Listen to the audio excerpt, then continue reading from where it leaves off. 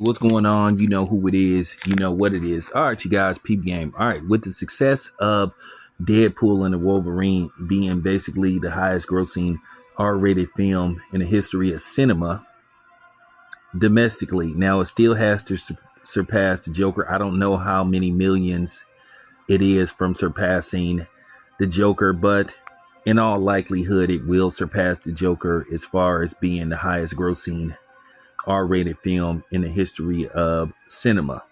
Now, domestically, it's crossed the 500 million mark. Okay. So, in the States alone, it's grossed over $500 million. I don't even think Disney expected the movie to do this well. I think they were just hoping to barely cross over into the black based off the fact that this movie cost $200 million to make. They were probably just hoping from maybe somewhere between 285 and basically maybe 3 at best, which would have still made the movie profitable. But due to the fact that this movie has grossed already 2 times its budget, and in all likelihood, it looked like it's headed for $600 million, that is phenomenal. So the questions have been answered and debunked about a movie being rated R can basically hurt the profits.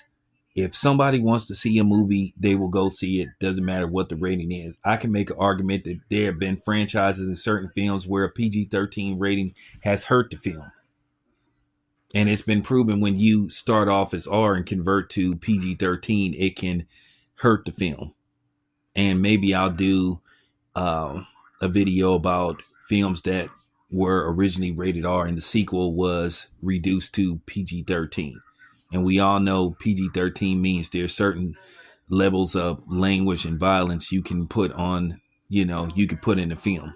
So with that being said, next up, the next big test is Kraven the Hunter. After at least being pushed back at least 2 times, the movie finally has a official release date, December 13th, 2024. And this movie is rated R for strong bloody violence and language.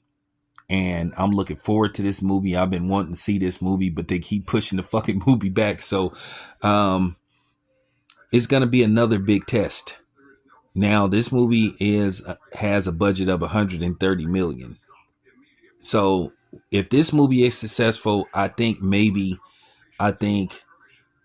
you'll see Marvel and maybe DC, basically take the training wheels and basically cut loose and finally put out more R-rated comic book character films. Keep in mind, people have been begging and clamoring for a R-rated Batman film.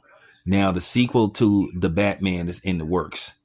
And maybe this will encourage Warner Brothers to push for a R-rated Batman film, which a lot of fans have been clamoring for.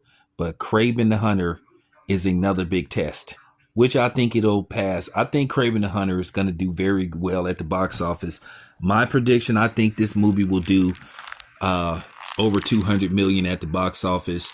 I think it'll have a very successful opening weekend. I think if they advertise this movie right, and I think they promote this movie right, and people want to see this movie. People are interested in this movie, and I think people's thirst for R-rated comic book films, I think, is going to push this movie over the hump.